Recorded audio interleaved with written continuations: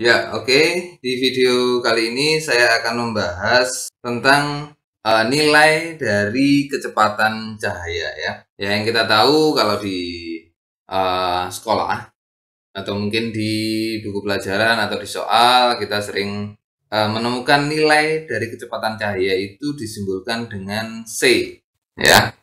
Dengan nilainya mendekati ya 300 juta meter per second atau 3 kali 10 pangkat 8 meter per second atau sama dengan 300.000 kilometer per second. Ya, jadi cahaya itu sangat cepat ya. Nah, ini adalah pendekatannya. Jadi agar kita memudahkan perhitungannya atau kita memudahkan menyelesaikan soal tersebut. Jadi dari situ sebenarnya kita hanya dituntut untuk mengerti cara menggunakan formula atau rumus yang berkaitan dengan kecepatan cahaya. Tapi sebenarnya kecepatan cahaya itu adalah sama dengan, ini benar-benar pasti ya, maksudnya pasti itu benar-benar bulat, tidak lebih tidak kurang, yaitu 299.792.458 meter per second. Itu adalah nilai tepatnya, yaitu 299.792.458 meter per second. Itu adalah tepatnya. Jadi kalau kita menggunakan itu untuk mengerjakan soal ya, kita akan sedikit kesusahan ya. Jadi kalau pakai kalkulator mungkin gampang, tapi kalau kita pakai orat-oratan aja ya akan susah. Tapi di sini lebih fokus ke nilai yang tepat ini ya, karena saya akan membahas bagaimana sih sebenarnya ilmuwan fisika zaman dulu menemukan nilai yang tepat untuk kecepatan cahaya ya. Jadi sebenarnya kalau kita membaca sejarah dari fisika ya, untuk pencarian nilai dari kecepatan cahaya ini sudah berlangsung lama dan sudah dilakukan oleh hampir setiap ilmuwan di setiap generasinya ya. Jadi mulai dari Galileo Galilei itu sudah mulai mengukur kecepatan cahaya. Tapi memang pada waktu itu keterbatasan dari sebuah instrumen, peralatan dan juga pengetahuannya masih sederhana. Ya, bisa dibilang sederhana karena kita sekarang sudah modern. Tapi kalau misalkan pada waktu itu ya sudah sangat canggih sekali. Dan sebenarnya kita pun bisa mengatakan bahwa kita cukup malu untuk saat ini karena pada waktu itu, pada zaman dahulu, ilmuwan fisika sudah menuju ke arah sana gitu, menuju ke arah kecepatan cahaya itu berapa sih gitu. Sedangkan kita di sini hanya mempelajari apa yang sudah ada. Jadi kita tidak menemukan sesuatu yang baru, tidak menghitung sesuatu yang baru, tidak mengukur sesuatu yang baru. Oke, tapi nggak apa-apa, kita cukup berterima kasih ya dari ilmuwan tersebut yang dengan ketidaksempurnaan alat atau kekurangan instrumennya sudah cukup membuat kita terpana ya. Jadi dari situ didapatkan kecepatan cahaya yang jauh dari kata akurat ya. Setelah itu ada lagi yang menghitung kecepatan cahaya itu dari pengamatan bulan Jupiter ya, Io ya, bulan di Jupiter. Jadi di situ pada waktu eclipse itu kita lihat munculnya dan tenggelamnya bulan tersebut.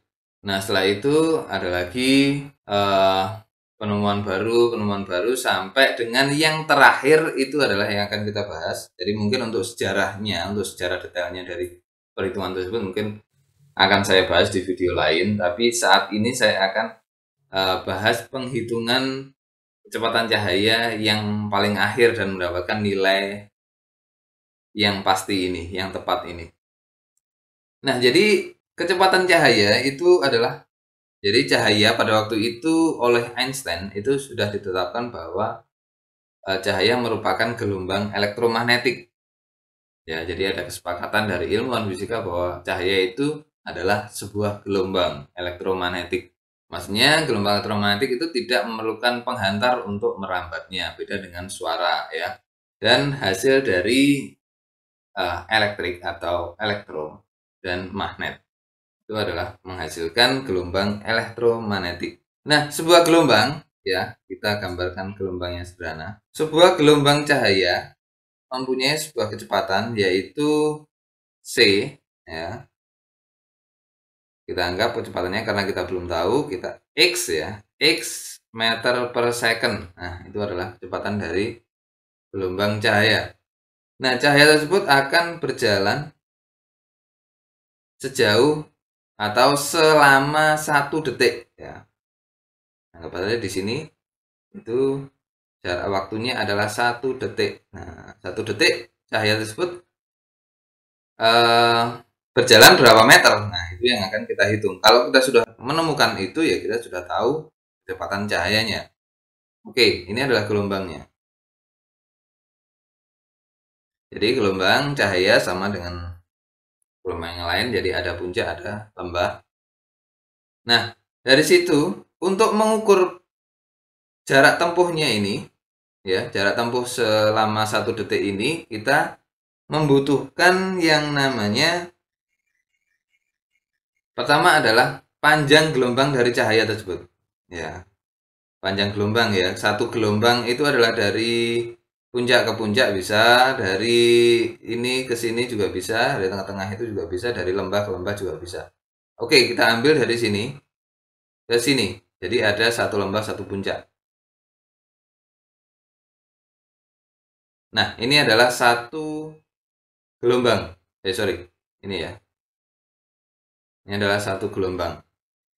Nah, jadi di sini panjang gelombang dari cahaya tersebut berapa? Itu yang akan kita cari. Panjang gelombang simbolnya adalah lambda ya. Lambda C ya.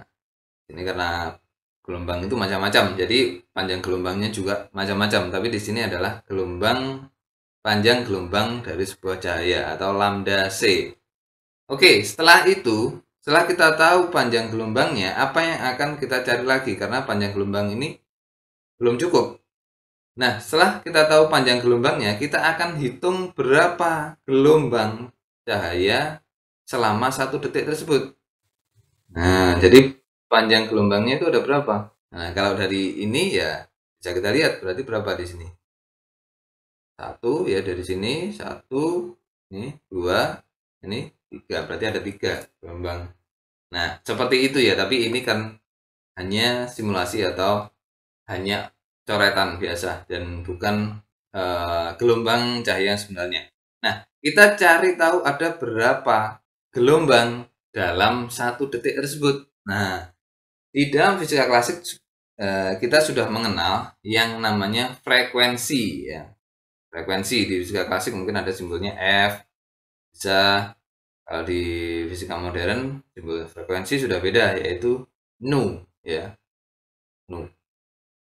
Nah, ini adalah simbol frekuensi nu. Nah, frekuensi itu adalah definisinya adalah berapa gelombang dalam 1 detik, terbalik dengan definisi dari sebuah periode. Periode gelombang adalah berapa detik ya yang dibutuhkan oleh satu gelombang. Jadi satu gelombang ini ada berapa detik? Terbalik dengan frekuensi. Frekuensi adalah berapa gelombang dalam 1 detik. Satuan dari frekuensi itu adalah hertz ya. Hertz sebenarnya hertz atau ini hertz ini hanya untuk menghormati ilmuwan yang menemukannya dan bisa diartikan sebagai per detik atau 1 second. Jadi banyak gelombang dalam 1 detik. Kita tulis n hertz ya, n per second. Nah, berarti kecepatan cahaya itu, nah ini dalam 1 detik itu adalah C itu sama dengan, ya, dari sini ke sini itu berarti panjang gelombang ini lambda ini dikali banyaknya gelombang. Nah, banyaknya gelombang itu apa? Di sini adalah frekuensi. Berarti lambda dikali dengan nu. Nah, bolak-balik sama saja ya, nu kali lambda dan sebagainya. Ini adalah rumus untuk mencari kecepatan cahaya. Nu dikali lambda atau lambda dikali nu atau frekuensi dikali lambda. Oke, lambda dikali dengan frekuensi panjang gelombang dikali dengan frekuensi. Berarti kita butuh mencari panjang gelombang dan juga frekuensi dari cahaya tersebut. Oke, kita akan masuk ke setup eksperimen. Yang pertama, kita akan gunakan laser sebagai sumber dari cahaya, ya, yang akan kita ukur kecepatannya. Jadi pada waktu itu juga ilmuwan sepakat bahwa semua cahaya itu mempunyai kecepatan yang sama, ya. Itu adalah kesepakatan. Jadi cahaya mempunyai kecepatan yang sama, maksudnya cahaya putih, cahaya biru, cahaya ungu, infrared dan seterusnya. Karena kecepatan cahaya itu punya nilai yang sama, maka kita bisa ukur laser dengan berkas cahaya apapun, dengan frekuensi berapapun dan dengan panjang gelombang berapapun. Oke, dari situ kita akan cari tahu frekuensi dari laser tersebut dulu. Oke, yang pertama adalah kita cari tahu dari laser tersebut adalah frekuensinya. Ini adalah laser. Ya. Pengertian dari laser mungkin saya akan bahas di video yang lain. Nah, dari laser tersebut akan mengeluarkan sebuah cahaya. Nah, tapi kita nggak tahu frekuensi dari laser tersebut berapa. Dari jurnal yang sudah saya baca, cara untuk mengetahui laser tersebut adalah dengan cara infrared frekuensi sintesis, yaitu menembakkan sebuah berkas cahaya atau laser. Dari sini kasusnya adalah laser ke sebuah molekul karbonil yang mempunyai frekuensi vibrasi tertentu. Dari situ sebenarnya kita akan bahas infrared spektroskopi, ya. Nah, saya akan bahas infrared spektroskopi itu di video lain juga. Saya akan jelaskan di sini singkatnya. Jadi arti dari infrared spektroskopi itu. Nah, jadi caranya adalah gini. Molekul karbonil itu ada bermacam-macam, ya. Nah, nanti saya akan jelaskan juga. Molekul karbonil itu ada bermacam-macam dan juga masing-masing dari molekul tersebut itu mempunyai frekuensi vibrasi yang berbeda-beda. Ada yang 1000, ada yang 1500, ada yang 3000, ada yang 3500 dan seterusnya. Nah, ketika laser ditembakkan ke sebuah medium dengan molekul karbonil. Jadi di dalam medium tersebut ada molekul karbonil yang bervibrasi dengan frekuensi tertentu. Dan di sini ada sebuah detektor. Di sini ada sebuah detektor. Nah, jika laser tersebut mempunyai frekuensi yang sama dengan frekuensi vibrasi dari molekul karbonil tersebut, maka berkas cahaya tersebut tidak akan diteruskan ke detektor. Jadi akan diserap semuanya oleh molekul karbonil. Sebaliknya, jika frekuensi dari laser tersebut berbeda dengan frekuensi vibrasi dari molekul karbonil yang ada di medium ini, maka dia akan diteruskan dan diterima oleh detektor. Nah, jadi kita akan bereksperimen, yaitu mengganti molekul yang akan menghalangi laser ini. Yang pertama dikasih mungkin karbonil 1 dengan frekuensi 1000. Laser akan ditembakkan. Dan jika laser tersebut tidak diterima oleh detektor, berarti frekuensi dari laser tersebut adalah 1000 Hz. Tapi jika diteruskan, berarti bukan 1000 Hz. Kita cari lagi karbonil dengan frekuensi vibrasi yang berbeda lagi. Dan begitu seterusnya sampai ditemukan frekuensi yang cocok. Nah, jadi laser itu akan sama dengan frekuensi dari karbonil jika detektor tidak menerima berkas cahaya yang ditembakkan oleh laser. Nah, dari situ kita tahu frekuensi cahaya yang ditembakkan oleh laser tersebut. Nah, ini ya, dari metode infrared frekuensi sintesis. Setelah kita tahu frekuensi dari laser tersebut, kita lanjut untuk mencari panjang gelombang dari laser tersebut. Nah, setelah kita tahu frekuensinya, kita cari tahu panjang gelombangnya. Oke, sebelum lanjut, sebenarnya di sini mungkin ada banyak orang mencari di Google, termasuk saya juga. Sempat kebingungan yaitu cara mencari frekuensi sebuah laser atau frekuensi dari cahaya tersebut. Maka di Google akan menyuguhkan atau memberikan informasi dengan rumus frekuensi sama dengan kecepatan cahaya dibagi lambda. Seperti itu, banyak yang seperti itu. Dari sini kita bisa tahu frekuensi dari kecepatan cahaya dibagi lambda, sedangkan ilmuwan pada waktu itu eksperimen untuk mencari kecepatan cahaya, jadi ini belum ditemukan. Nah, bagaimana cara untuk mencari frekuensi jika hanya ditemukan lambda saja? Nah, cara menemukan frekuensinya adalah dengan cara ini tadi, infrared frekuensi sintesis.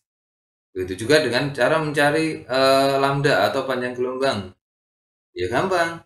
Kecepatan cahaya dibagi dengan frekuensi, maka akan mendapatkan panjang gelombang. Tidak seperti itu. Jadi pada waktu itu kecepatan cahaya belum ditemukan nilai tepatnya. Jadi kita nggak boleh pakai rumus ini. Ya kita menggunakan apa yang dari setup eksperimen itu bisa didapatkan. Frekuensi dan lambda. Oke. Untuk mencari panjang gelombang, kita gunakan laser yang sudah kita ketahui frekuensinya tadi ya. Laser kita taruh di setup eksperimen. Nah, di sini ilmuwan tersebut menggunakan, maaf ya saya memang kurang sopan di sini karena menyebutnya adalah ilmuwan tersebut, saya lupa namanya. Ya. Menggunakan setup yang sama dengan Michelson-Morley ya. Michelson-Morley yaitu setup interferometer. Ya, singkatnya adalah dari laser ditembakkan ke sebuah beam splitter. Di sini adalah sebuah cermin yang punya kemampuan separuh, ya, 50% memantulkan dan 50% meneruskan. Laser akan ditembakkan sini. Cahaya ya, laser ini adalah alatnya. Jadi cahaya ditembakkan dari laser menuju ke beam splitter. Dari sini sebagian akan dipantulkan oleh beam splitter tersebut ke arah cermin 1. Nah, di sini saya namakan cermin 1 ya. Cermin 1 ini fix, permanen. Jadi tidak bisa bergerak dan mempunyai kualitas pemantulan atau kekuatan untuk memantulkan 100%. Oke, dia akan menuju ke sana. Dan sebagian lagi diteruskan ke cermin 2. Nah, cermin 2 ini berbeda dengan cermin 1. Cermin 2 ini bisa dimajukan atau dimundurkan. Oke, setelah diteruskan dan dipantulkan ke masing-masing cermin, cermin 1 akan memantulkan kembali berkas yang diterimanya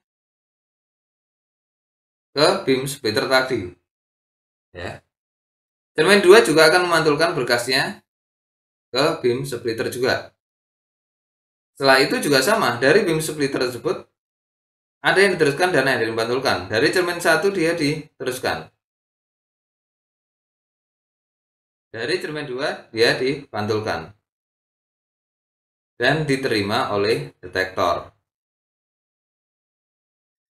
Detektor di sini adalah sensor untuk mengukur intensitas dari berkas cahaya tersebut ya. Nah, di sini mungkin ada yang bertanya ya, iseng atau memang penasaran.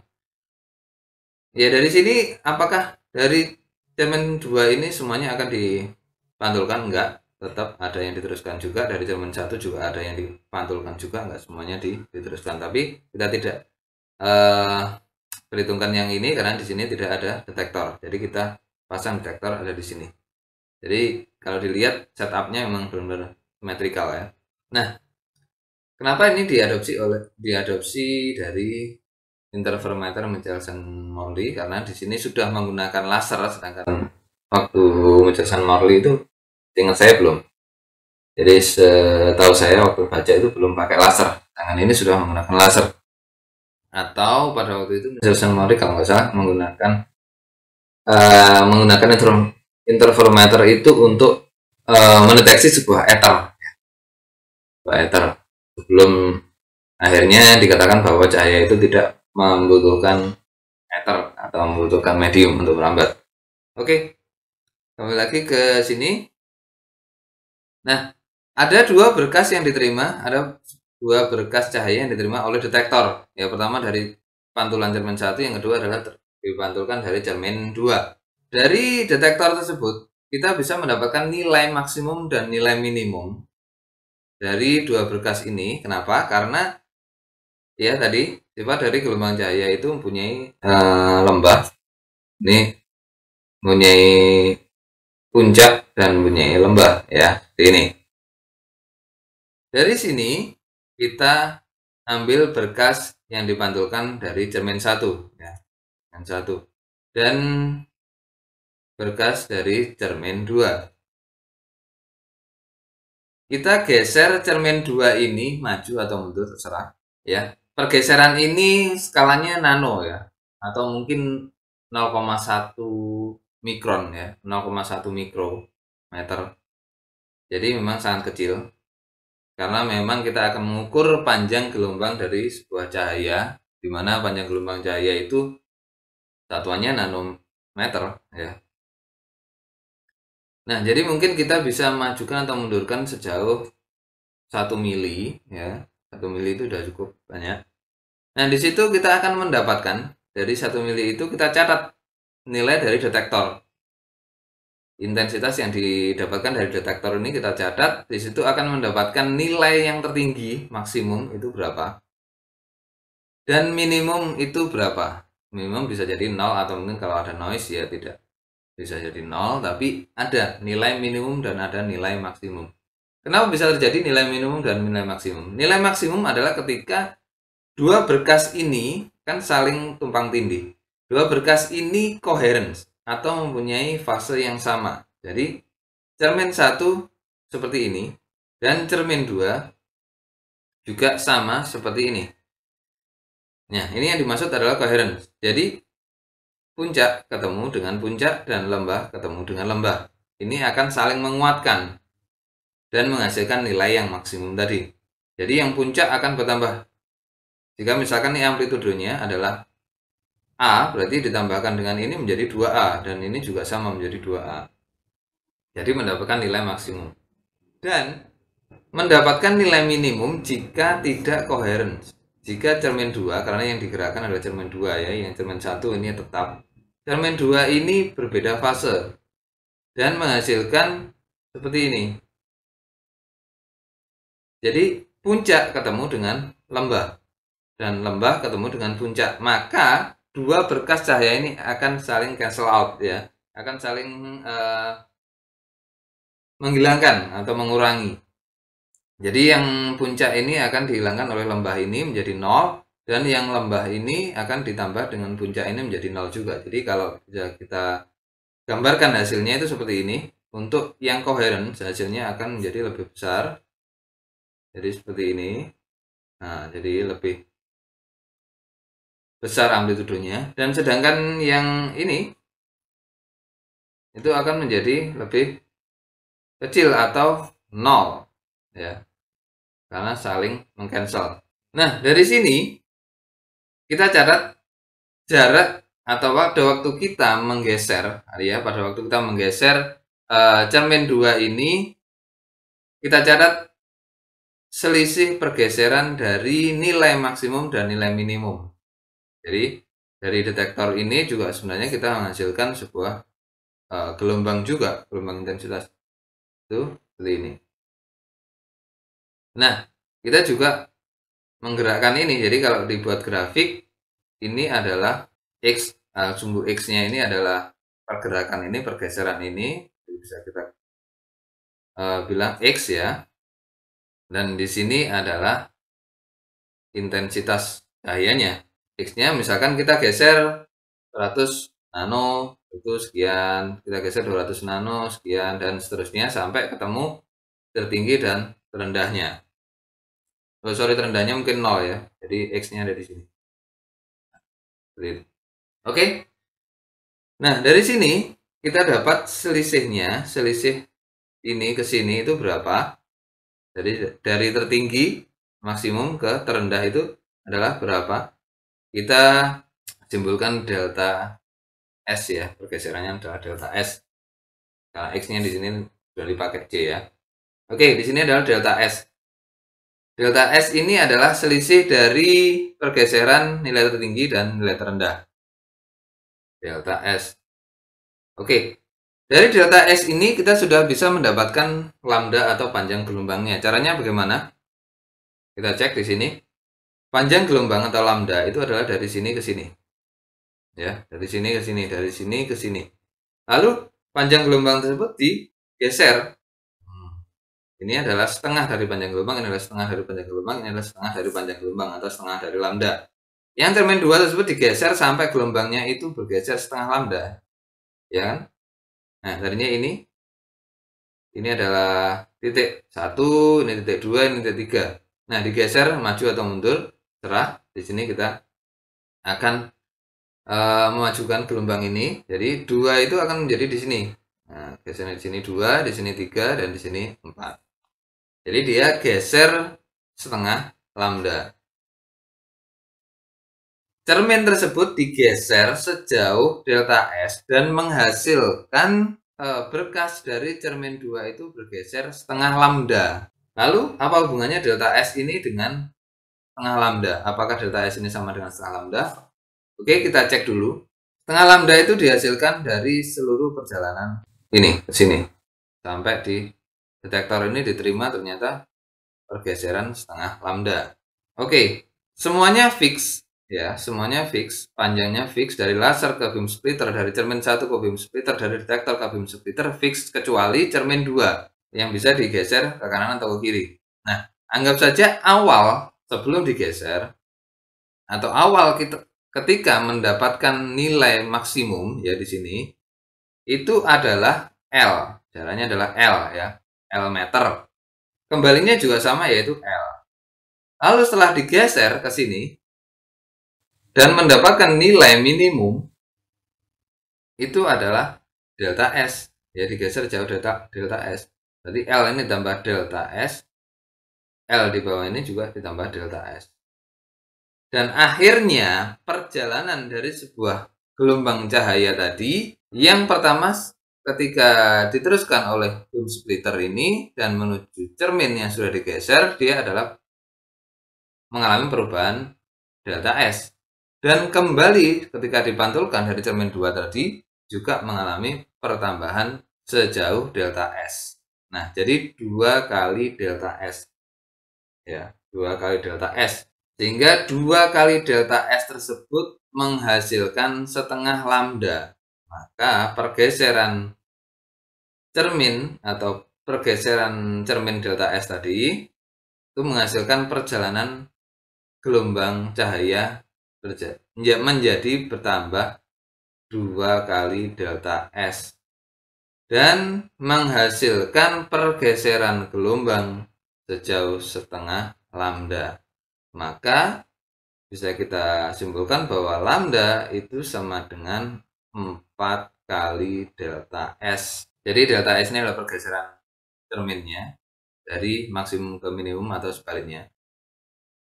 Lambda, kita temukan bahwa lambda itu sama dengan 4 kali delta S atau pergeseran dari cermin 2. Oke, setelah kita dapatkan, akhirnya kita bisa menghitung kecepatan cahaya ini ya. Kita dapatkan frekuensinya dari infrared frekuensi sintesis tadi sudah dijelaskan, dan juga dari interferometri menghasilkan panjang gelombang cahaya lambda. Nah, dari situ akhirnya kita mendapatkan, ya di sini tidak saya tulis angkanya ya dari frekuensi dan juga lambda, karena ya saya tidak melakukan eksperimennya. Saya di sini hanya bagaimana sih pada waktu itu ilmuwan tersebut melakukan percobaan atau eksperimennya, dan akhirnya mendapatkan nilai C atau kecepatan cahaya tersebut, X-nya ya, itu mendapatkan nilai 299.792.457,3 meter per second. Dan juga ini yang pertama, yang kedua juga nilainya 299.792.455,1 meter per second. Ternyata ada ketemu dua nilai dari kecepatan cahaya. Oke, itu sudah sangat-sangat akurat ya, sudah sangat-sangat akurat. Tapi mereka belum puas, dan ilmuwan fisika juga belum puas. Kenapa? Karena akhirnya kecepatan cahaya itu yang kita anggap konstan atau kita sepakat bahwa kecepatan cahaya itu konstan. Kenapa? Di sini ada dua nilai kecepatan cahaya. Nah, akhirnya beralasan bahwa didapatkan dua ini karena ketidakkonsistennya sebuah definisi dari 1 meter. 1 meter itu sama sebenarnya juga dengan kecepatan cahaya, dia mengalami perubahan definisi sudah beberapa kali perubahan. Dan yang terakhir ya, sebelum diubah ya, sebelum yang terakhir itu 1 meter itu adalah merupakan perkalian dari 1 meter ya. 1 meter itu adalah merupakan perkalian dari 1.650.763,73 dikali dengan lambda atau panjang gelombang dari spektrum cahaya orange merah ya. Spektrum cahaya orange merah.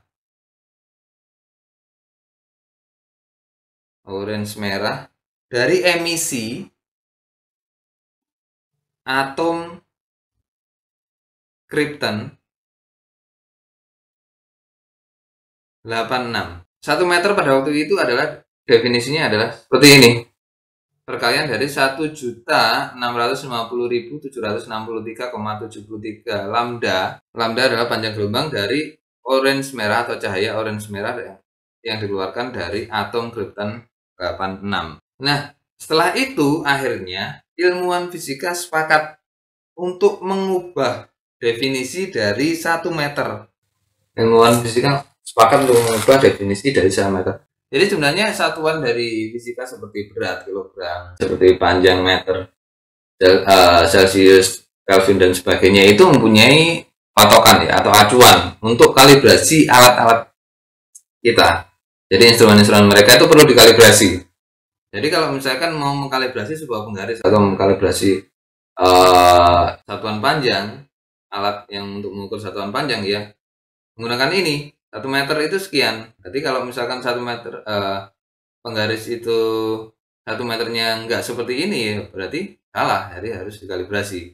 Nah, akhirnya diubahlah acuan dari 1 meter itu bukan dari ini panjang gelombang orange merah emisi atom krypton 86 ini, bukan. Akhirnya diganti menjadi 1 meter itu adalah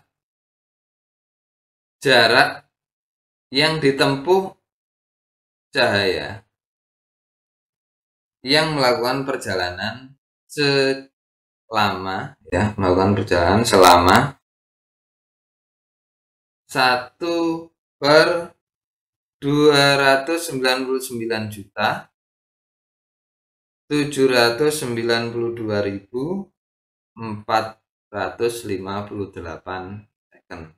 Jadi 1 meter itu akhirnya dibikinlah definisi baru, yaitu jarak cahaya yang melakukan perjalanan selama 1/299.792.458 second. Sudah pasti kalau definisinya adalah ini, maka kecepatan cahaya itu bisa dipastikan bahwa kecepatan cahaya adalah 299.792.458 meter per second, sorry. Ya, ini. Jadi inilah kecepatan cahaya yang kita gunakan sekarang dan mempunyai nilai yang sangat tepat karena memang pengubahan dari definisi 1 meter. Ya, jadi mungkin ada kemungkinan lagi, mungkin di masa depan juga akan ada perubahan definisi dari satuan fisika dikarenakan ketidaksesuaian perhitungan. Karena memang satuan dari satuan-satuan di fisika itu adalah hanya untuk membantu perhitungan kita dalam kehidupan sehari-hari. Ya, jadi seperti itu. Jadi semuanya itu sebenarnya adalah alat untuk mempermudah kita, untuk skala, untuk perhitungan, perkalian, dan seterusnya. Oke, sekian video dari saya. Terima kasih.